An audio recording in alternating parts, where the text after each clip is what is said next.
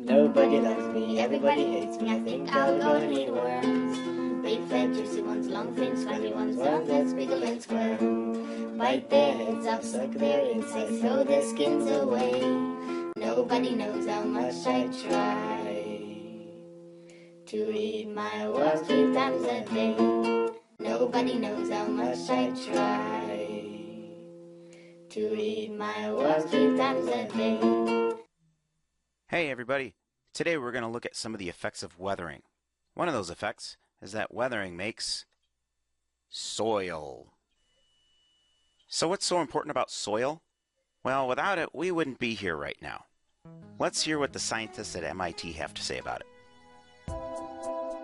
When it comes to planet Earth, there are various layers between the surface and the core. Buried just beneath the Earth's surface, beneath roots and soil, is the solid bedrock of the Earth's crust. Bedrock often serves as the parent material for soil, which is an essential ingredient for most organisms that live on land.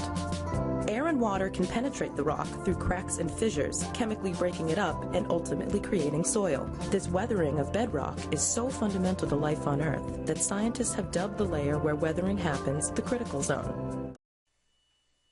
So soil is a result of weathering. So we're going to make some soil here. We're going to start off with nothing but bedrock, solid rock in the ground, and we're going to weather it. Now, if you remember from last time, weathering is just when rock gets broken down somehow. There's a lot of ways that can happen. Let's say the top of this bedrock is being attacked by weathering, like maybe some frost action or some abrasion is occurring. What happens is the top of that rock is going to be broken down into smaller chunks, and it makes sediments. To turn this sediment into soil, we need to add some things. So we're going to put in some living things, maybe some plants and animals, some dead things as well, some dead plants and animals, and the best part, poop. All this stuff is considered organic material. It goes through a process called decomposition, which adds nutrients to the soil, which makes it better to grow things in. Finally, a process called leaching occurs. This is when rainwater drains down through the soil and ends up separating it out into these very distinct layers called horizons. When a soil's horizons have fully developed, we say that, unlike some of us, it is mature. A mature soil actually has 3 distinct horizons in it. The A horizon is what we call the topsoil. Below that we get to the B horizon, and finally the C horizon. Okay, now I would like you to write this down on page 6 of your Topic 6 note packets. Soils. Soil is essentially a mixture of sediment and organic material covering bedrock.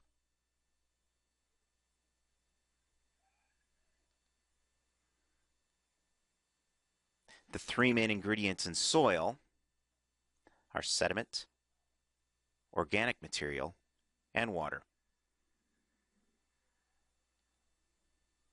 In the section that asks you to describe how soil forms, I want you to write this down.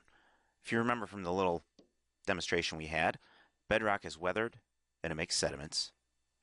Organic material is added. And then leaching occurs, and that's when water drains down through the sediments and organic material, and it separates it into layers, and those are the soil horizons. On the bottom, I'd like you to describe the 3 soil horizons. The A horizon is the topsoil. That's mainly organic material. Below that we get to the B horizon, and now we get below the organic material into small sediments and clay material. Finally, down here in the C horizon, we find larger sediments. You get your hands in it, plant your roots in it, dusty headlight dance with your boots in it.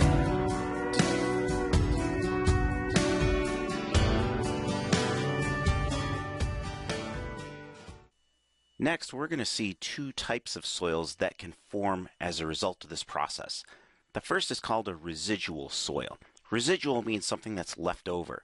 So the soil is really made of sediments that are left over from the bedrock. The sediments form completely in place. Later on, organic material is added and the leaching occurs and you get your mature soil. Remember, all those sediments in the soil came from the bedrock underneath it. Our second type of soil forms a little bit differently, and it's a result of erosion. Remember, erosion is when sediments get moved from one place to another. So this soil is made from sediments that have been transported from someplace else. So we call this soil transported. And here's how it would work. One of those agents of erosion, let's say a glacier in this case, might move through an area, and when it does that, it's going to remove any soil and sediment that's already there. It'll push them the same way that a bulldozer would. And when that glacier melts and recedes, it'll drop sediments in that same location that it just brought in from somewhere else. Typically, those sediments will be a different type of rock than the bedrock underneath it. Later on, organic material is added, the leaching occurs, and you get your soils, but notice that these soils tend to be a bit thinner and not as well developed as the residual soils. All right, let's finish up the notes now. This is on page 7 of your note packets. Residual soils. Those are soils that are formed in place. Sediments in the soil came from the bedrock under it, and they tend to be thicker and better developed.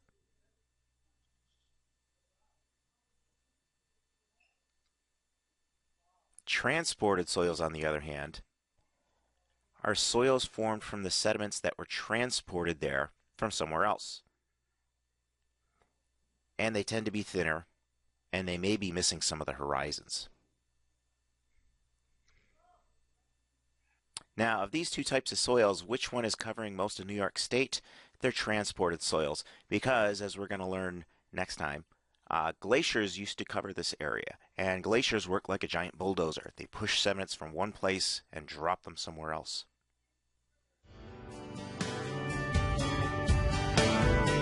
You write her name on it, spin your tires on it, build your cornfield whiskey bonfires on it. You bet your life on